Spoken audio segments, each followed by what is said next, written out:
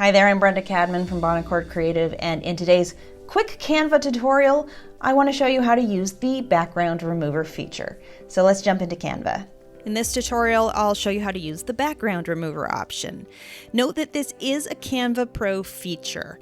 The first thing you want to do is to start a new design, and I'll start a new Instagram post for the purpose of this example. And now what I want to do is I want to add an image. I'm going to show you a couple of different ways that you can do this. If you just want to remove the background of a photo, you can simply go to your image that you want to remove the background from, and I'm going to grab my headshot for this example. Now that I've dragged that image in to fill the space of the design canvas, I'm simply going to go up to Effects, and then I can click on Background Remover, and I'll let it do its background removal thing. You can see that has done a pretty great job of removing the background, though if it didn't, I could use the additional erase and restore brushes like this. At this point, if I just wanted to have that image as a transparent background, I could download it as a transparent PNG file like this. And then if I were to upload that back into my uploads area, you can see how it's transparent in the background, and I'd be able to layer it on top of any design that I'm creating.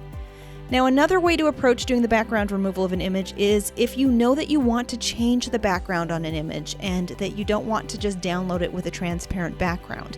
This is where you're going to run into trouble if you have removed the background by just putting an image into the design and then clicking on the background remover.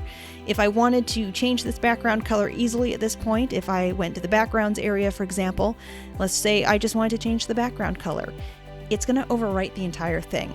We don't want that to happen because obviously we want to be able to see the photo in front of it.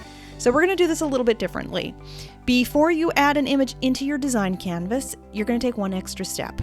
I want you to come down here to the Elements area, and then you're going to go to the Grid section, and you're going to add a grid and make sure that it fills the entire space of your design. Now go back to your image and drag it into the grid. We're going to adjust this a little bit, and now we're going to remove the background again. So it's removed it again like it did the first time, and it looks identical at this point, but this time you're going to see something a little bit different.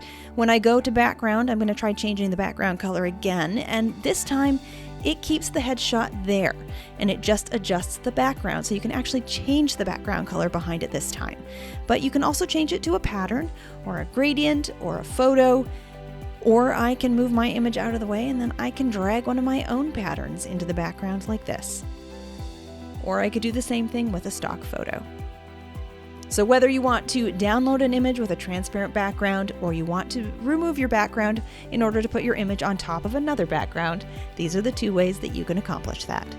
Stay tuned for more quick Canva tips and tutorials, and if you're looking for a step-by-step introduction to using Canva more efficiently in your business, be sure to check out my Canva 101 mini course.